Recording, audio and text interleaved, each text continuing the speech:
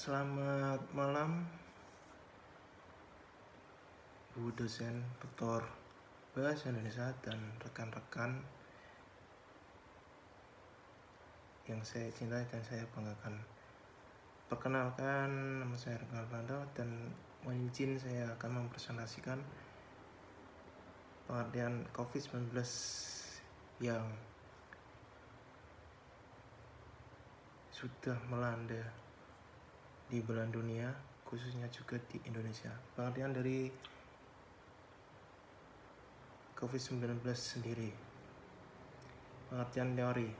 Virus corona atau Severe Acute Respiratory Syndrome Coronavirus 2 atau disingkat SARS-CoV-2 adalah virus yang menyerang sistem pernafasan. Penyakit karena infeksi virus ini disebut COVID-19. Virus corona bisa menyebabkan gangguan ringan pada sistem pernafasan, infeksi paru-paru yang berat, hingga kematian. Severe Acute Respiratory Syndrome Coronavirus 2 atau disingkat SARS-CoV-2 yang lebih dikenal dengan nama virus corona adalah jenis baru dari coronavirus yang menular ke manusia. Walaupun lebih banyak menyerang lansia, virus ini sebenarnya bisa menyerang siapa saja, mulai dari bayi, anak-anak, hingga orang dewasa, termasuk ibu hamil dan ibu menyusui. Infeksi virus corona disebut COVID-19 atau Coronavirus Disease 2019 dan pertama kali ditemukan di kota Wuhan, China pada akhir Desember 2019. Virus ini menular dengan sangat cepat dan telah menyebar ke hampir semua negara termasuk Indonesia hanya dalam waktu beberapa bulan. Selain virus SARS-CoV-2 atau virus corona, virus yang juga termasuk dalam kelompok ini adalah virus penyebab Severe Acute Respiratory Syndrome atau disebut dengan SARS, dan virus penyebab Middle East Respiratory Syndrome atau MERS. Meski disebabkan oleh virus dari kelompok yang sama, yaitu coronavirus, COVID-19 memiliki beberapa perbedaan dengan SARS dan MERS, antara lain dalam hal kecepatan penyebaran dan keparahan gejala. Coronavirus adalah kumpulan virus yang bisa menginfeksi sistem pernafasan. Pada banyak kasus, virus ini hanya menyebabkan infeksi pernafasan ringan seperti flu, namun virus ini juga bisa menyebabkan infeksi pernafasan berat seperti infeksi paru-paru atau disebut dengan pneumonia. Cara virus corona menyebar. Karena COVID-19 adalah penyakit baru, banyak aspek mengenai bagaimana penyebarannya sedang diteliti. Penyakit ini menyebar selama kontak berat, seringkali oleh tetesan kecil yang dihasilkan selama batuk, bersin, atau berbicara. Tetesan ditularkan dan menyebabkan infeksi baru ketika dihirup oleh orang-orang dalam kontak dekat, seperti 1 hingga 2 meter, 3 hingga 6 kaki. Mereka diproduksi selama bernafas, namun karena mereka relatif berat, mereka biasanya jatuh ke tanah atau permukaan. Berbicara dengan suara keras melepaskan lebih banyak tetesan daripada pembicaraan normal.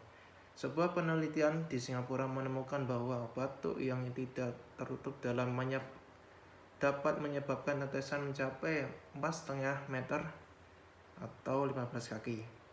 Sebuah artikel yang diterbitkan pada bulan Maret 2020 berpendapat bahwa saran tentang jarak tetesan mungkin didasarkan pada penelitian tahun 1930-an yang mengakibatkan efek dari udara yang dihembuskan lembab, yang hangat di sekitar tetesan dan bahwa batu atau bersin yang tidak terbuka dapat berjalan hingga 8,2 meter atau 27 kaki.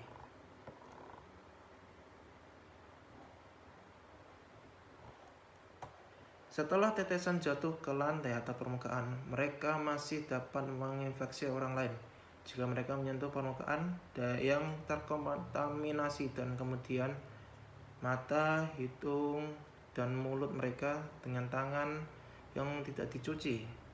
Pada permukaan jumlah virus aktif berkurang dari waktu ke waktu hingga tidak lagi menyebabkan infeksi. Namun secara eksperimental, virus dapat bertahan di berbagai permukaan selama beberapa waktu. Misalnya tembaga atau kardus selama beberapa jam dan plastik atau baja selama beberapa hari.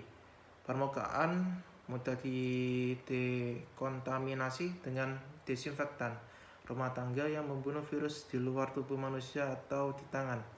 Khususnya bagaimanapun desinfektan atau pemutih tidak boleh ditelan atau disuntikkan sebagai tindakan perawatan atau pencegahan, karena ini berbahaya atau berpotensi fatal. Dahak dan air liur membawa sejumlah besar virus. Beberapa prosedur medis dapat menyebabkan virus ditransmisikan lebih mudah dari biasanya untuk tetesan kecil seperti itu yang dikenal sebagai transmisi udara. Virus ini paling menular selama 3 hari pertama setelah timbulnya gejala, meskipun penyebaran diketahui terjadi hingga 2 hari sebelum gejala muncul. Penularan secara asimptomatik dan pada tahap selanjutnya dari penyakit, beberapa orang telah terinfeksi dan pulih tanpa menunjukkan gejala. Tetapi ketidakpastian tetap dalam hal penularan tanpa gejala. Meskipun COVID-19 bukan infeksi menular seksual, dicium, berhubungan intim, dan rute oral feses diduga menular virus. Gejala COVID-19. Gejala awal infeksi virus corona atau COVID-19 bisa menyerupai gejala flu, yaitu demam, pilek, batuk kering, sakit tenggorokan, dan sakit kepala. Setelah itu gejala dapat hilang dan sembuh atau malah memberat. Penderita dengan gejala yang berat bisa mengalami demam tinggi, batuk berdahak, bahkan berdarah, sesak nafas, dan nyeri dada. Gejala-gejala tersebut muncul ketika tubuh bereaksi melawan virus corona. Secara umum, ada 3 gejala umum yang bisa menandakan gejala virus corona, yaitu demam, berikut suhu tubuh di atas 38 derajat Celcius, batuk, dan sesak nafas. Alasan mengapa COVID-19 menjadi pandemi. Organisasi Kesehatan Dunia atau WHO secara resmi menyatakan virus COVID-19 sebagai pandemi pada Rabu 11 Maret 2020.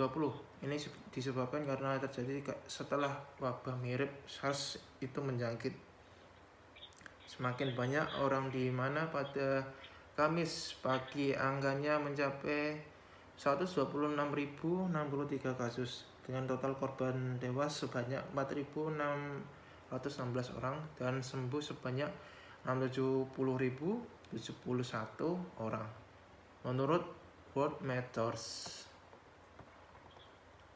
WHO menekankan bahwa penggunaan istilah pandemi tidak berarti ada anjuran yang berubah.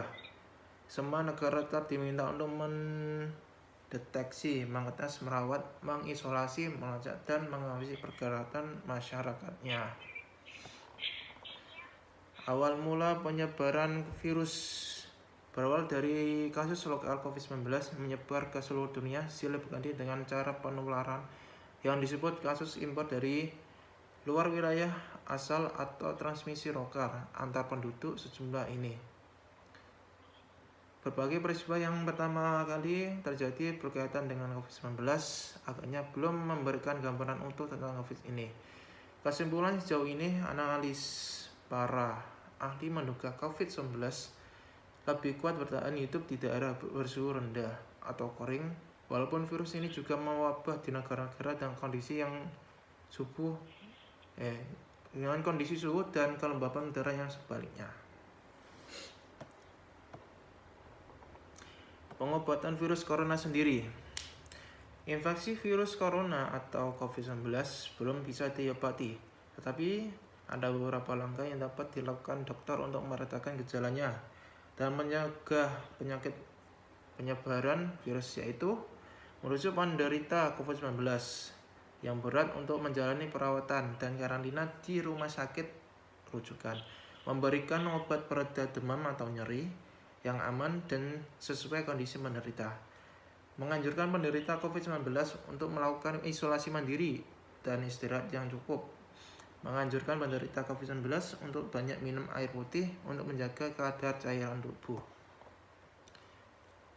Komplikasi virus corona. Banyak kasus parah infeksi virus corona bisa menyebabkan beberapa komplikasi sebagai berikut ini. Yang pertama, pneumonia atau infeksi paru-paru. Infeksi sekunder pada orang lain, gagal ginjal, akut cardiac injury, akut respiratory distress syndrome, dan kematian. Pencegahan virus corona sendiri. Sampai saat ini belum ada vaksin untuk mencegah COVID-19 corona.